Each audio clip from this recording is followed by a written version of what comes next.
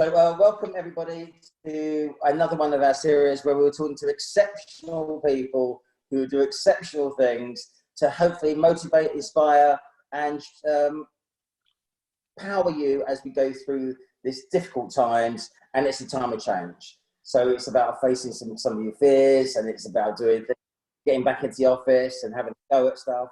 So we've looked for amazing people. Last time I called you a mixture between Joe Wicks and Bear Grylls, but then you tell me your trip to up down the Yangtze River, 352 days, pretty much on your own. They were flying in TV crews for you.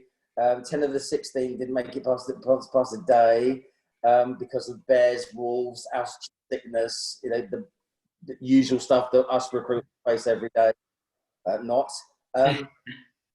Opening sequence, and I'm sorry last time, it was probably us with the technology, but it didn't work. So I'm delighted that you offered to do this again, Ash. I really appreciate you. He's a TV lover. You're going to see loads more of him on TV. His opening sequence video is amazing. He's incredibly handsome, but he's Welsh, so that kind of leaves it as a level. It's an absolute pleasure to welcome you back to the land of the pirates. There's members are here, their staff are here, and we're going to go and promote this within our community, and hopefully at some point we can do something back for you, sir. But I don't want to steal your. I think your opening sequence says it all. Ladies and gentlemen, this is Ash Dykes. He's an adventurer. He's an extreme sports person. When you look at his fitness regime, what he's up to, how he's driving his life and doing it differently and making a positive difference to the world, you'll understand why I'm totally overexcited and so talking really quickly because I'm really, really excited. So, can I introduce you to the wonderful Ash Dykes? Excellent. Thanks for that. Appreciate that. And yeah, let's hope this goes swift, unlike last time. So do shout if the screen isn't showing up, and we'll go straight to Emma, who will show all of the slides. But I'll kickstart it with another brief introduction, but via a video. Live from Television Centre in London, this is Good Morning Britain. Our next guest became the first person ever to walk the length of the River Yangtze. Well, it took 2 years to plan and another year to do it. Ash Dykes says he's the first person to achieve the feat, enduring sub-zero temperatures and high altitudes along the way. Our correspondent, Charlotte Lomas, spoke to him and asked the all-important question, why? Ash, tell everybody what you've done. Ash Dykes has completed his third world first. He's back from some journey, let me tell you. You know, when I heard that you did this, I thought two things. One, I thought, this guy's insane. This is on TV, news at 10. It was not plain sailing.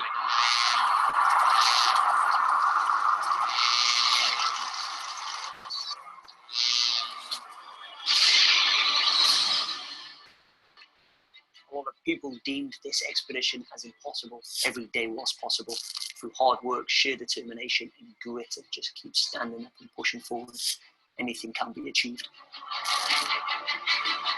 I always say that the locals can make or break a journey, and the locals on Mission Yangtze certainly helped to make it extra special. Along the way, I partnered up with amazing organisations and environmental companies that are helping to protect and preserve the natural environment along the Yangtze River. So this mission is complete, but the journey still continues. There are more in the pipeline, bigger, more extreme, even just as ambitious. We can't always be motivated, but we can be disciplined. Epic achievement. Yes, thank you. Let's hear it for us.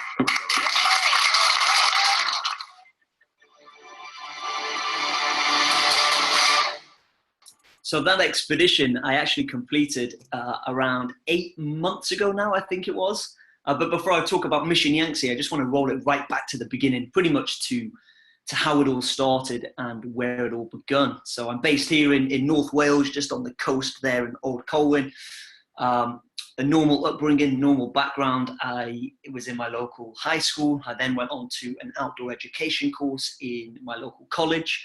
And it was on this college course I realized that I was far more of a kinesthetic learner, learning through hands-on practical experiences. And I wanted to develop myself. I know that we learn in many different ways. And for myself, I got pretty bored and fed up in the classroom. I needed to escape. I needed to develop myself through getting out there and experiencing things happening in real time.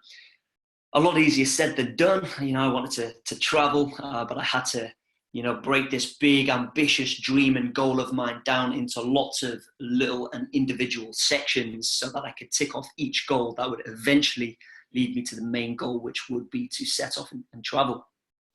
And that resulted in selling my bog standard car, buying a bicycle. I was working in a fish and chip shop. I was then working as a waiter. I then worked as a lifeguard. I was working around 240 hours a month, every day cycling to and from work. And I also met a friend who wanted to come traveling with me, which was great. It meant I now had a travel companion.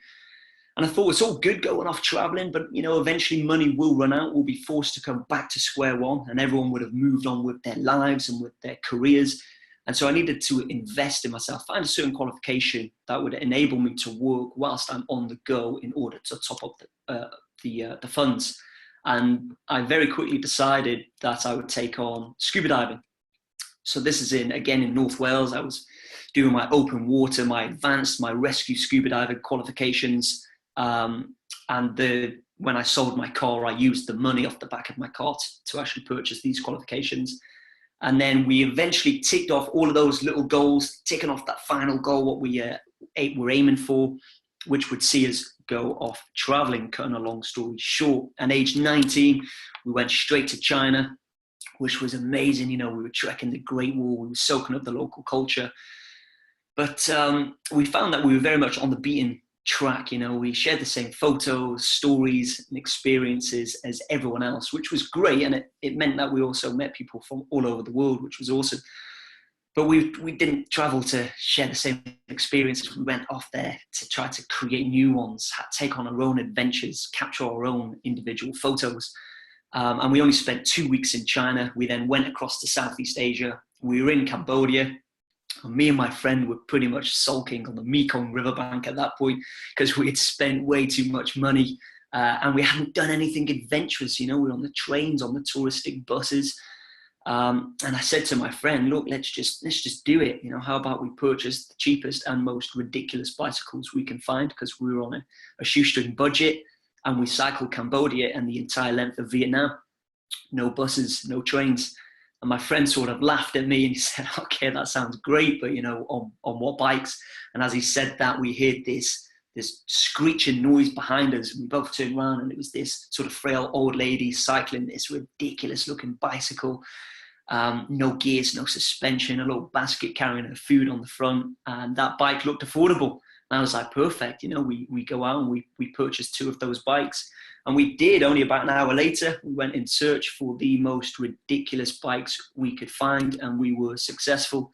As you can see here, £10 it cost us.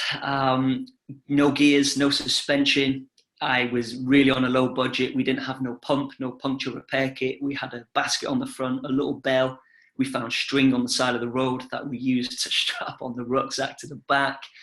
And no map, no electronics at all. We were just sort of asking the locals where Hanoi was, which was our final destination after 1,130 miles. And they would sort of point us in the direction of what road we needed to take to get there.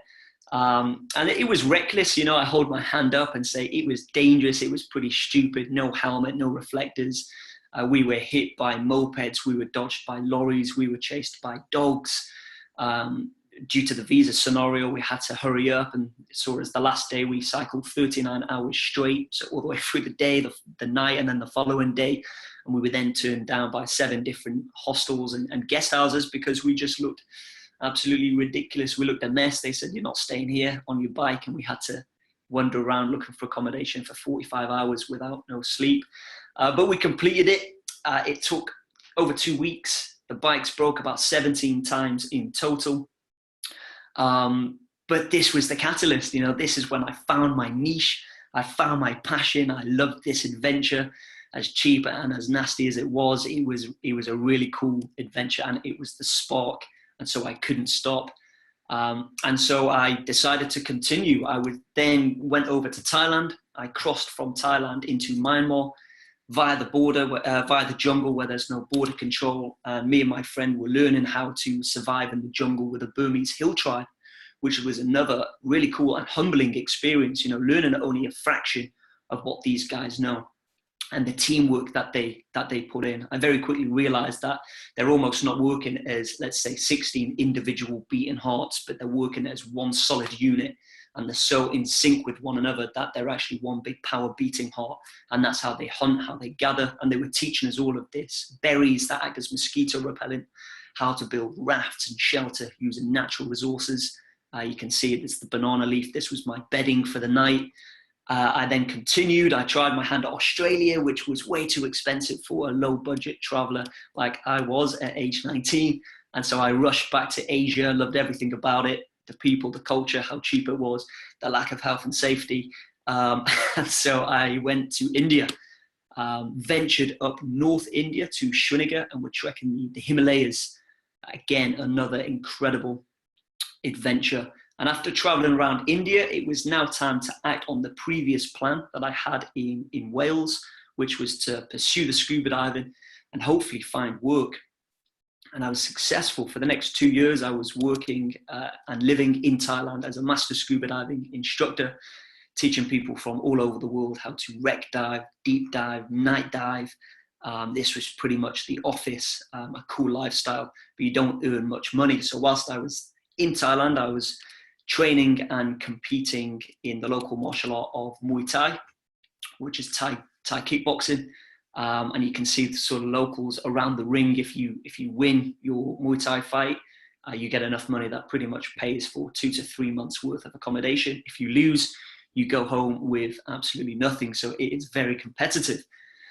And as cool as this lifestyle was, 2 years had gone by, and I noticed all of the previous adventures from the Vietnam cycle, the Burmese hill tribe, or trekking the Himalayas.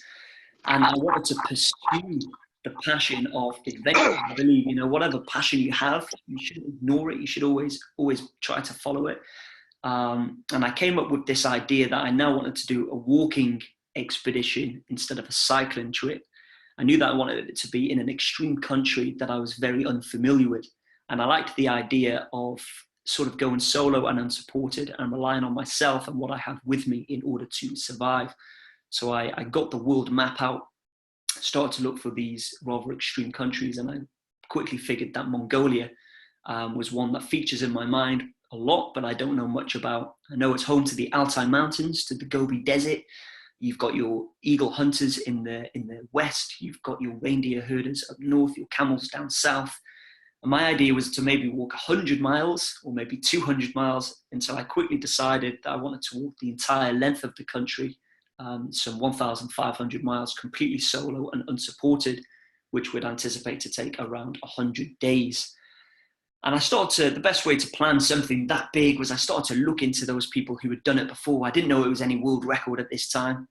So I was doing extensive research, found those people who could help me.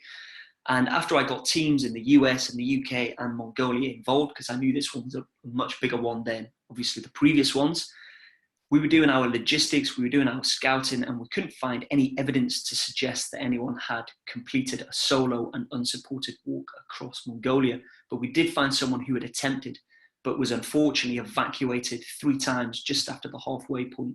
But I reached out to him. He was a decent fella. I asked him for the dangers, and he responded with this list of hidden dangers. And it was pretty much, you need to watch out for the drunken nomadic drifters, the grey wolves, the sandstorms, the snow blizzards, the steep ravines, the stagnant water, and the list went on and on and on. And so I held a lot of fear. I was scared. I sort of put myself off the idea. Then I looked into this guy and realized he was a Navy soldier and desert explorer. So I scrapped the Mongolia idea and started to look at maybe doing a trek in a safer country, maybe in Europe or somewhere else in Asia. But it was at that point I realized, just because no one's found a way to do something, it doesn't mean it can't be done. And so I focused my resources, my time and my energy back into Mongolia. I knew that it would be a recorded world first. So I came back home to Wales, and I came back with very little money. Very little money, in fact, that I couldn't even afford no gym membership. And so I had my uncle drop me off a tractor tire, which is pictured here. I had a sledgehammer that I bought from my local Sturmat, and I was doing a lot of calisthenic-based workouts, building up my inner core, my durability, and ticking off all components from strength, power, agility, balance, flexibility, coordination, and so on. A lot of push-ups, sit-ups, and this proved actually so effective that even now that I can, of course, afford gym membership, I still choose to take on this routine, which is very fitting for lockdown. And on my Insta, I'm constantly posting out videos and clips and routines of how you can actually train and stay fit at home during this difficult time. But here I was preparing, you know, it is 70% mental and probably only 30% physical. I needed to prepare myself mentally by training myself physically, expecting worst case scenario. There's going to be wolves, expect to be attacked. There's going to be blizzards, expect them to be the biggest and the baddest. Not because I wanted to face the biggest, because of course I didn't. But if I'm thinking of worst case scenario, and worst case was unfortunately going to happen, then at least I'd somewhat be mentally prepared enough to hopefully tackle it. Now, in order for this expedition to be solo and unsupported, I had to build a trailer, which was built in a family friend's back garden. It weighed around 18 stone or 120 kilograms, and it carried everything that I needed to survive. All of it was self-shot, self-filmed. So actually this photo that I took, I had to run ahead of myself, set the camera on the tripod, play video mode, run back to my trailer, walk past the camera, go back for the camera, back to the trailer and continue walking. So it's probably over 1,500 miles, but there we go. And this was a good time for me. As you can see, I'm now 3 weeks into the expedition. The Altai Mountains are now behind me. I was excited to make my way to the Gobi Desert and feel a little bit more warm because my lips were so bad and so chapped in the morning. Just for a grim example, when I would drink my porridge ration pack in the morning and I put it back down with the tilt, there'd be a flow of pus and blood back into the ration pack. Because of the altitude and the temperature. And at this point, I received a call from my logistics manager. I had signal, so I spoke to my logistics manager. First time I'd spoke to someone in weeks. And he said that the locals in Mongolia are following the journey and they've come up with a nickname for you. And I thought, great, you know, what's this nickname? And he said, everyone's calling you the Lonely Snow Leopard. And at first I thought that was pretty cool. I was like, okay, I like that. I said, why the Lonely Snow Leopard? And he just pretty much replied, because you've not yet been eaten by the wolves. So not the best of names, made me rush on further to cover more ground. And I eventually made it over the Altai Mountains and into the Gobi Desert. But I wasn't faced with the heat of the Gobi. I was just blasted by sandstorm after sandstorm until eventually the weather did subside and I'd faced the biggest threat, not just to the expedition, but to my life, and that was the sheer temperature of the Gobi Desert. It exceeded 40 degrees Celsius. There was no breeze, no natural shelter. For weeks now, I had been slipping further into dehydration, into heat exhaustion, and well on my way to heat stroke, which is usually fatal. It was a mix of gravel, but also soft sand, which made the 120 kilogram trailer feel like 500 kilograms. I was a lot skinnier. I was a lot weaker. I was becoming delirious and I began hallucinating. And it was at this point that I continued to rest under my trailer for an hour at a time. It was the only shelter I could find. And I was now rationing my last remaining water supply. Bear with me. Is that Amazon? Say again? Is that Amazon? Yeah. No, right. Sorry about that. And so, yeah, I was pretty much delirious. I was rationing the last remaining water that I had left in my water container, which is the blue container above my head. You can see there. And I had missed one of the water wells that I came across was a dry well, but I always anticipated if there's a dry well, I must carry enough water for 2 wells. And so I was relying on that next one to not be dry. But meanwhile, I was in a bad way. I could feel my organs drying up. And I faced that harsh reality at this section, that harsh realization that if I don't keep getting up and pushing on, I'm going to die out here in the Gobi Desert. It was a low budget expedition. I didn't have the evacuation like the previous guy where a helicopter could take me out. My only pickup was at least 4 days away if he found me, and then 2 days to get me to safety. So that's 6 days, almost a week. Or I've got 4 days, and I didn't believe I could survive 6 more days, but I did believe maybe I can manage for 4 days. And so I decided to break my goals down. And instead of looking at the 4 days, because I was in too much agony, I was delirious, and I'm a big believer in the law of attraction, visualization, but I couldn't visualize that. What I could visualize is 100 meters. You know, I could see 100 meters, so there was no reason why I couldn't get out from under my trailer, walk for 100 meters if I could, and rest for a maximum of 5 minutes. So I started to become a little bit more regimented.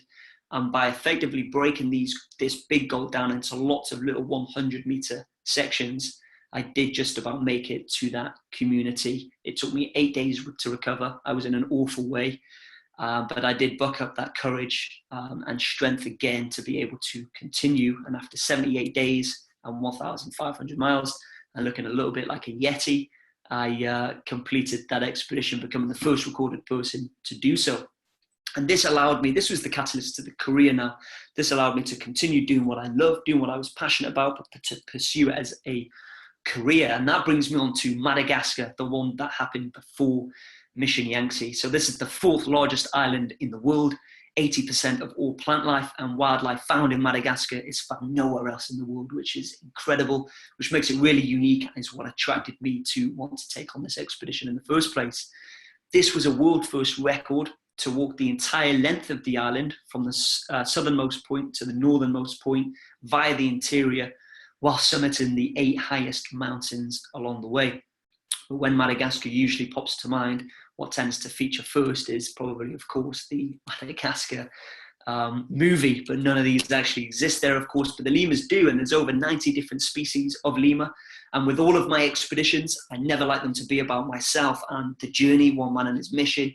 I like to look at the bigger picture and help where I can. So actually with Mongolia, I was helping to raise funds for the Red Cross, but also raise awareness for climate change and the effects that it has on the nomadic way of life. And with Madagascar, I partnered up with the Lemur Network Conservation, who are an organization who are helping to protect and preserve all of the unique biodiversity of Madagascar. So I wanted to use the light of my expedition to really shine on them. You know, I see them as the real unsung heroes, the guys doing the work that don't get enough credit. So if I can highlight their stories and showcase all the good and positive things that they're doing, and that's always the way forward. But it was incredible. We came a lot of different species of lemur. We came across a lot of creepy crawlies, the spiders, but one of my favorite was the giant comet moth. And you can see here just how big this is.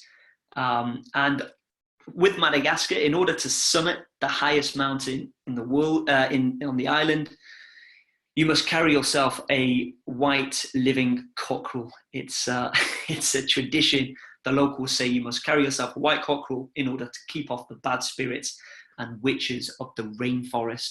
So I'm all about respecting the culture. And for 2.5 weeks, I had to carry a chicken, which I named Gertrude. You can see there, he was chirping away in my ear for 2.5 weeks solid. We were hacking through the jungle. We summited 3 different mountains with Gertrude. He became fully domesticated. I didn't have to tie him up. I could let him loose. I only had to put him in my rucksack if he became a little bit too tired, a bit too lazy. But he was a warrior of a chicken, and he made it to the summit of the highest mountain in Madagascar. You can see him there in my rucksack. But it wasn't all just chickens and butterflies and lemurs. I did face some real dangers, and they were the crocodiles of the Malagasy rivers. There were many river crossings that I had, and there were many crocodiles in these rivers. The jungles as well, of course, were very difficult to hack through, almost at some stages impenetrable, that often we'd have to turn back. And on one section, we had to walk 3 days back on ourselves, which now puts a U-turn on a daily basis into perspective. But here we were hacking through the jungle. We were learning how to hunt. We were gathering natural resources. But it was at this point that we just didn't want to be there. We faced great difficulty. We were eaten by the leeches. And just for a grim example, we'd take our shirts off for a good night's sleep. We'd have to apply 6 or 7 leeches and flick them out of the tent. I sustained nasty spider bites. We were hungry. We were thirsty. We were pretty frustrated, and it was the cyclone season. But I learned an important an important thing from the jungles of Madagascar that I bring now into my day-to-day life. And that is, we can't always be motivated in life, but we can be disciplined. And it was through this discipline that we continued to get up, share hacking duties, and hack 50 meters at a time before taking a 5-minute rest. And through discipline, we did eventually make it out the jungle. But I faced more challenges.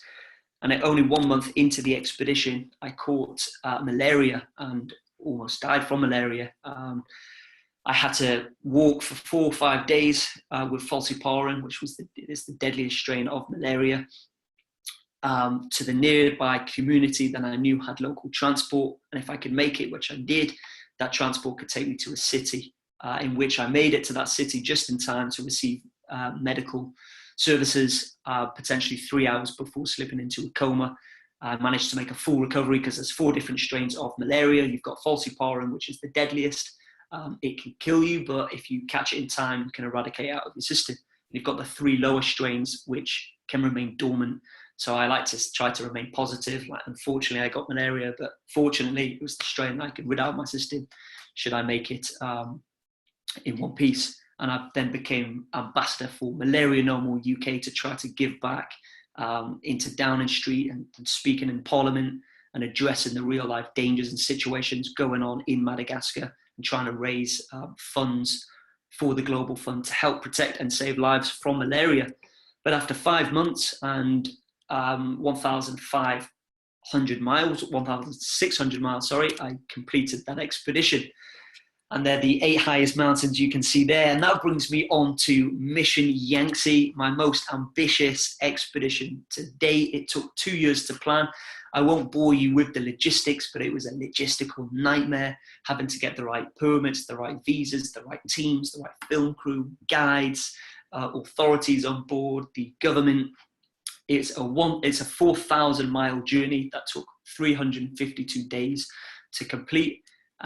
And for the first 6 months, it would pretty much just be wild. It'd be a lot of surviving, a lot of high altitude, a lot of extreme weather, bears and wolves. But for the last 6 months, we all know what China's like towards the east. It's very populated in its cities. So I was exploring more the historic cities and more of the culture of China, which was immense. But towards the start point, this is just a bit of an example of how I had to try to map the route. It was for a Guinness World Record. So I had a tracking device that would send off my exact location, my speed, my altitude every 5 minutes for 352 days to make sure that I wasn't cheating by hopping on any sort of bike or in any vehicle. And so this is how we had to map it out and follow in as many of the bends as we possibly could.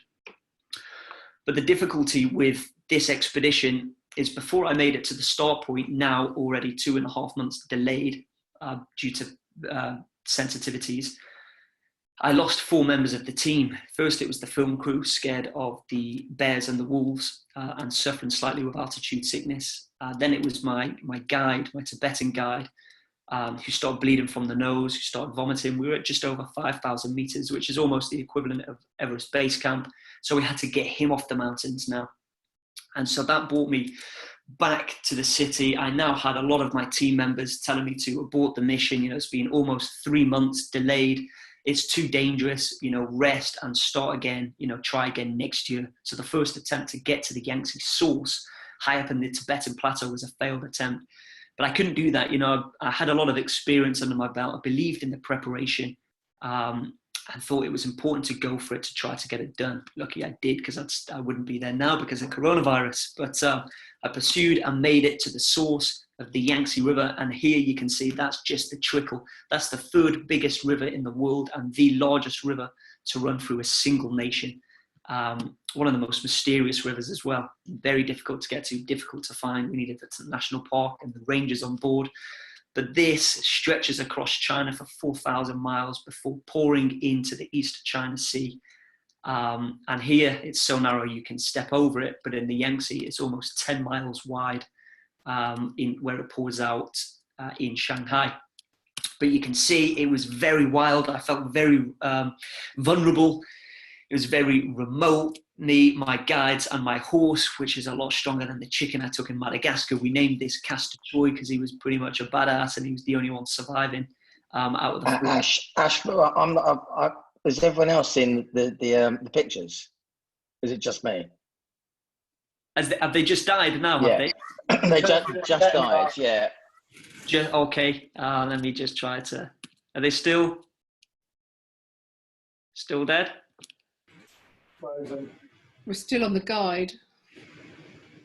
Okay. How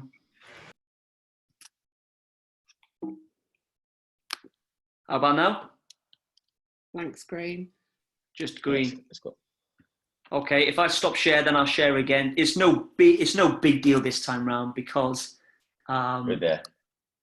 Yeah. Hey, mate. Excellent. So share screen again. How's that? Nope. No. No, nothing. No worries. I will crack on. There's not too much on the Yangtze because it was such a long expedition anyway. So with the Yangtze, the first 6 months was very, very wild. We had the altitude to contend with. We had minus 20 degrees Celsius. We had, before 4 months into the expedition, 10 of the 16 people that joined us at different times, being either film crew or various different guides, were evacuated or had to abandon the expedition due to altitude sickness, due to fear of wildlife, or due to injury. It was very difficult, very demanding. And the reason why my team wanted me to try to bail this time around and start again next year is not only will the 2.5 month delay put us into the minus 40 degrees Celsius, but they also put us into the most sensitive area in terms of bears. The bears were coming off the mountain peaks because it's getting too cold, high altitude, and they're coming off the mountains to look for calories and food before they go into hibernation. And there are quite a lot of deaths in the Tibetan plateau between the locals and the bears. I sort of went out there with this healthy mindset of, it'll be completely fine, stay away from them and they'll stay away from us. But the locals kept showing us and telling us otherwise. I did have a bear video to show you where a bear sort of chases this guy up a truck and he has to sort of jump somersault off the front of it, trying to escape from this bear. But they were the very real dangers, and this is why a lot of the team were also departing. We had to stay very vigilant. Wolves were also a bit of a threat. I wasn't too concerned about the wolves until one instance where we were trekking down a valley. We were stopped by Tibetans, and they were sort of raising their voice in Tibetan. We didn't know what they said, but we filmed it all on camera. Anyway, we waved goodbye. We continued, and for the next 2 days, and that's one video. I don't know if it played. The sound's cut off on my side, but that's the video that I was sent by locals saying this is only a few kilometers away from yourself. Get yourself off the mountains. It's too dangerous. You're here at the wrong time. So we gradually picked up our pace and tried to get ourselves off the mountains. I had to text these people back saying, stop sending me these photos and videos. I'm already scared enough. I don't want to see any more. If we go to the next slide, please. And so this is the sort of terrain that I had to contend with. Again, we're still at over 4,500 meters here, which is fairly high. And then if we go to the next one, but as you can see, this journey wasn't just about the survival, the difficulties and the challenges. I really wanted to get to know the local culture. That's why I travel in the first place. And I learn a lot from the locals. I have no military background, so a lot of survival I gain from the local knowledge. There's no better knowledge than local knowledge. But we had to push on if we go to the next photo, because I was now facing minus 20 degrees Celsius. But after 6 months, I eventually made it to the huge milestone of the first bend of the Yangtze River in the next image, which was stunning. And this was a big change. This marked that I would now be heading east towards Shanghai. It was almost exchanging bears and wolves for more your snakes and spiders, minus 20 for more your 20 or 30 degrees Celsius, but also the mixed culture, which also brings in the delicacies. If we go to the next photo, which is the Pashawur. I did have a video, but the video is on my side here on my presentation. But this Pashawur, a delicacy, it's like a sort of a centipede that grows in the Yangtze riverbanks.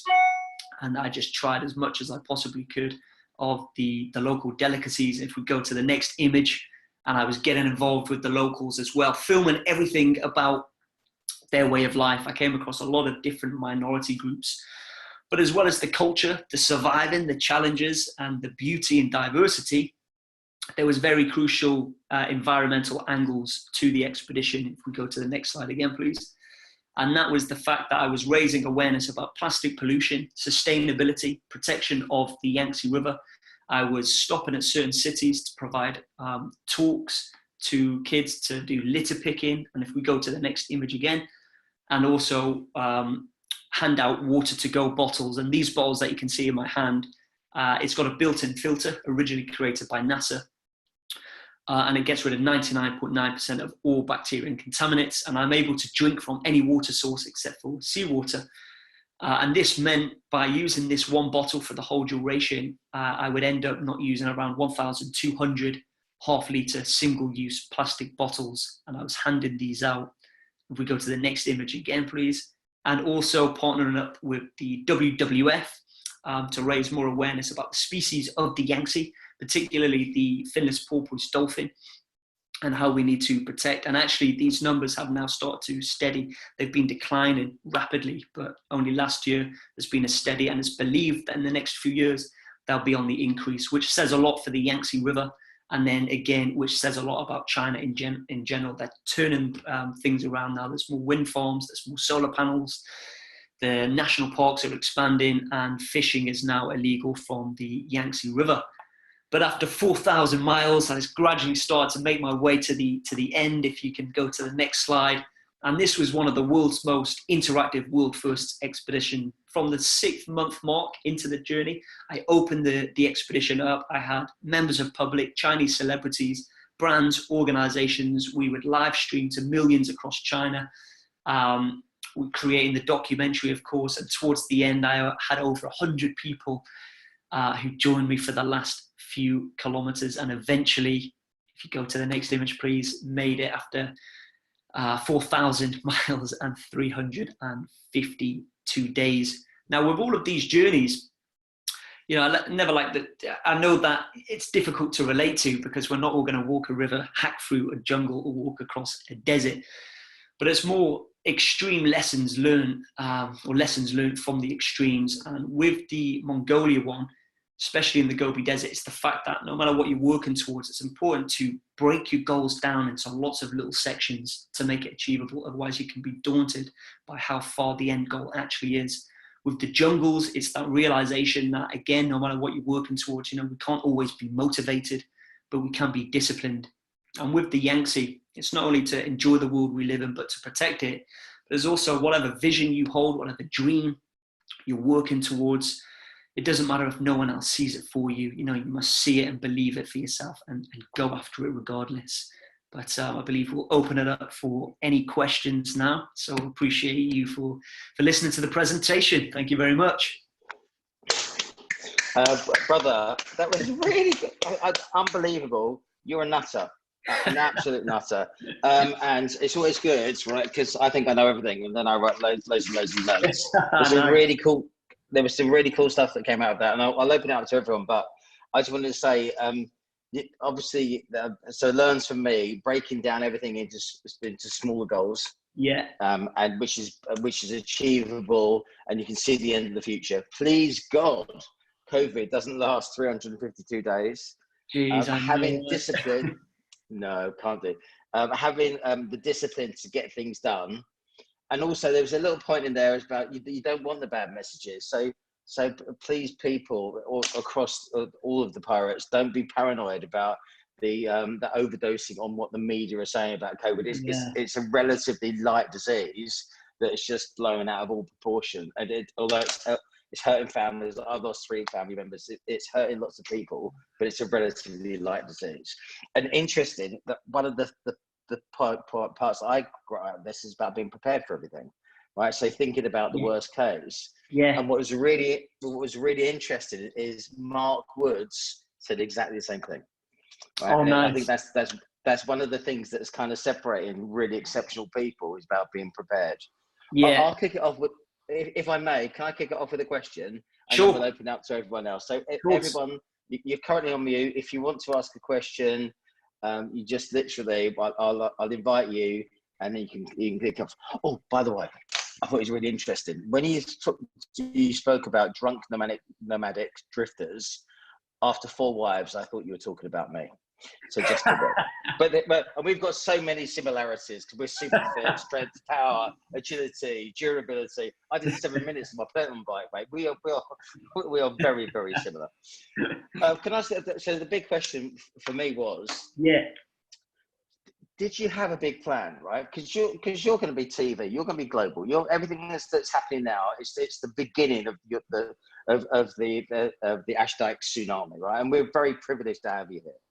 Did you have a big plan about that, or has this just evolved until thought, okay, this could be bigger, it could be bigger, or did you actually did you aim for the stars, thinking I might touch the moon? Great question. That is a great question, and I would say it started so organically.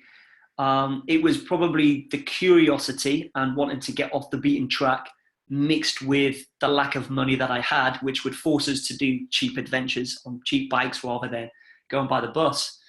So that was for the first 4 years. There was no sharing on, I didn't even have Instagram. There was no Twitter. I wasn't even sharing on Facebook. So it was just for the pure passion and love.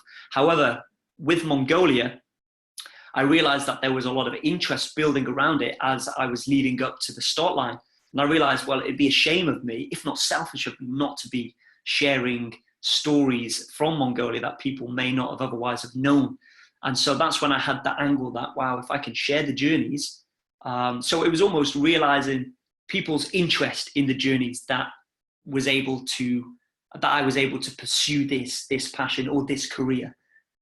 Without the people's interest and their curiosity and wanting to be involved and wanting to help, all-round teamwork, maybe I wouldn't be where I am today. So it just grew and it grew, and I realized that, wow, if I can not only do what I'm passionate about, but if I can make a difference and if I can help, the environment is something that's very close to my heart anyway. If I can link up and create lots of different partnerships with charities or organizations to share their work. So yeah, it's sort of lots of different branches formed together, I would say. But then after Mongolia, that's when I looked at it and thought, right, we need to, the competition is at least 5-10 years older than me, because we all have competitors in any industry. And so it's just sort of like how we can build on it, what direction we can go in, how we can progress. And that's when it started, pretty much just after Mongolia. Sorry, brilliant. Anybody else like to ask a question of Ash? I've got one here from Connor Edwards saying, what is the next challenge?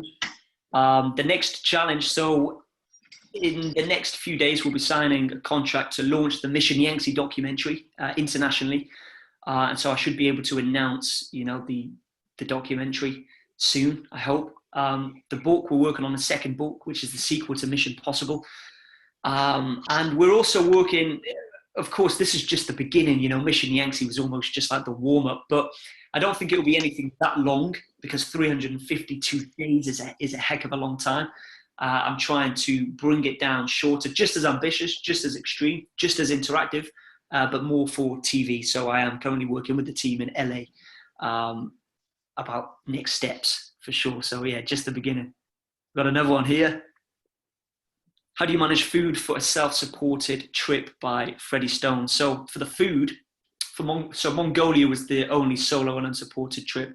So with that, I had to carry over 5 weeks worth of ration packs, all on the trailer. So that's why I needed a trailer and not a rucksack, because I needed to carry 20 liters worth of water. I needed to carry over 5 weeks worth of ration packs, clothing, equipment to last me extreme cold temperature, but also extremely hot temperatures. And so the ration packs, I would just put boiling water in, mix it up, wait 10 minutes, and I could then take the ration pack. But in China and Madagascar especially, in the jungles, I was gathering sugarcane, mangoes, doing some hunting. And in China, there were so many people, especially after the first few months, that they were so hospitable. They just kept feeding me up and chasing me down, even on their horses, to give me food to take away with me. So incredibly friendly. Did you eat any bats in China? I didn't eat any bats. No bats. What's the most interesting thing you learned from the locals on your trip, by Rob? Oh, the most interesting thing I've learned is that we all hold just as amazing and just as equal stories. I believe there's so much to learn from anyone and everyone. There's always a lesson to be taught by someone. And that's what I've learned. I've, again, learned so much from the locals, their friendliness, their hospitality, their kindness, and often sort of giving and expecting nothing in return. So there is that. It almost humbles. You can never, I always say, at the end of an adventure, despite like the news and the limelight, the press and whatnot, you can never grow a big head because you're always grounded and humbled with the situations of how people are living. Like in Madagascar, I was the lucky one to be able to afford my malaria medication, whereas people out there, they can't. So that's why I try to team up with Malaria No More UK, help give back, turning a negative to a positive type of thing. But lots that I've learned from the locals for sure. If there was Ash, sorry, buddy. Why do you think, Ash? Why do you think that some people got hurt when you didn't? It's a great question. I think it's down to the preparation, and the experience. It's like I had my UK photographer join me. He flew out there. He was supposed to join me for 2 to 3 weeks, but he ended up going back after 6 hours of day number 1. And that's because his is a different expertise. He's a photographer. And sometimes I forget that. I sort of open it up, and I tried to open it up 3 times and had to close the expedition again. So I think it's they come out there and they don't build it up. What I always do to try to scare people, not to scare them off from joining me, but I always say, if you're going to join me, beware of the bears. Beware, it will be -20. We might go 1 or 2 days with no food. If they're still willing to join me, it means that they're mentally prepared enough, because that's in their head. But if I've scared them and they're like, I'm not going to join, then it's best that they tell me now that they're not going to join, rather than when they're on the expedition. And I think a lot of the people who joined me, they probably saw the glamour on Instagram, thought, wow, that looks pretty cool, pretty easy. I'd love to join them. And then they were just hit by the harsh reality of, actually, this isn't fun. And actually, this is a lot of pain. And actually, it's scarier in real life than what it looks on social media. So I think that's where potential is catching them out, unfortunately. But everyone made it back safe and sound and alive, which is the priority. What was your biggest fear, by Tony? And did it happen? If so, how did you mentally get over it? Good question again. The biggest fear for China was the bears. For Madagascar, it was malaria. And definitely for Mongolia, it was the dehydration. And I think, again, the preparation. I think as people, if something happens that we didn't expect, we tend to freak out. It scares us. That's why we jump. That's why we give a little scream. But if something happens that you were expecting, you learn to be more prepared. You learn to deal with it. It doesn't catch you off guard. And I think with the Gobi Desert, the reason I didn't panic or freak is I always knew leading into this expedition that it was a possibility that I could get extremely dehydrated. And so I almost visualized it so much in the training back at home. I almost put my mind and body there so much through visualization that it didn't come as a surprise. It just came as something that, damn, that thing that I was most terrified of has happened. But there's no other option. The only option is to survive, is to get up, is to break the goals down into 100-meter segments, and continue it that way. So I think that's how I mentally prepared, probably the groundwork of doing so in Wales. One more question. How do you justify the selfish risk of your adventures? It's akin to being in the military. I wanted to hear your perspective. Yeah, so with the adventures, luckily, my family, I don't have a wife, don't have a girlfriend, don't have kids. For the past 10 years now, I have been going out adventuring, but also working as well and leading in partnerships with organization, with environmental firms. So now, rather than it being a one-man band, it's a whole limited company now. There's books, there's TV. It's my career. So it first started with just being a hobby, doing what I love, doing what I'm passionate about. And if you're passionate about something, you must go for it. And then it sort of grew into what it is today. Your most dangerous or worrying moment? Maybe my most worrying moment was a river crossing in Madagascar. It was me, my guide, Max, a photographer who joined me from Brazil, and her porter. And we were crossing this nighttime river crossing. This was the one we daunted the most. It's called the Mavav, home to crocs, but it was the cyclone season. We needed to get to the inside. And sort of cutting a long story short, we ended up forming a human chain, crossing the river, facing upstream against the current. But Suzanne had lost her footing. If we didn't make it that night over the river, we would have been trapped on the other side of the river with no food for at least another week by the time that cyclone had hit us. And I remember Suzanne losing her footing, and it was just, she was grasped in between mine and my guide, Max's, hands. And I remember she was kicking up from the bottom. She had the rucksack on, and so she was taken to the bottom. She had to push up from the bottom, and each time she came up, she took a gasp of air. She screamed, and it was that realization: if I let her go, or if Max lets her go, not only will the weight of the rucksack drag her down, it's nighttime, so we're blinding each other with our head torches. It's so loud, the roar of this river. It's so fully flooded that we had to shout just to hear each other. So if I let her go, not only will the weight of the rucksack pull her under, not only will her head potentially clash, she manages to survive both of them, she'll be washed right into crocodile-infested territory. And it was at that point that was more scarier than the Gobi Desert and the malaria, because it wasn't my life in danger. You know, it was someone else's life. It was my responsibility in danger. And there's something much more scarier about that, I would say. Can I finish this? Because on that point, we've got recruitment business leaders in this group, and there's those of their staff, and it's one of those moments that I'd really urge their staff just to think mindfully about their bosses at the moment, because not only are they dealing with COVID, finances, trying to keep the business running, looking after their families and their kids, they're also being really mindful of you. So the chat that you guys don't hear is the chat that is permanently going on about how do we do the best for our people? How do we make sure there's jobs for them to come back to? And it's been responsible. And as I know from when we spoke previously, when you're running an expedition, you've got your plan, but you are responsible for everybody else that's there to support you.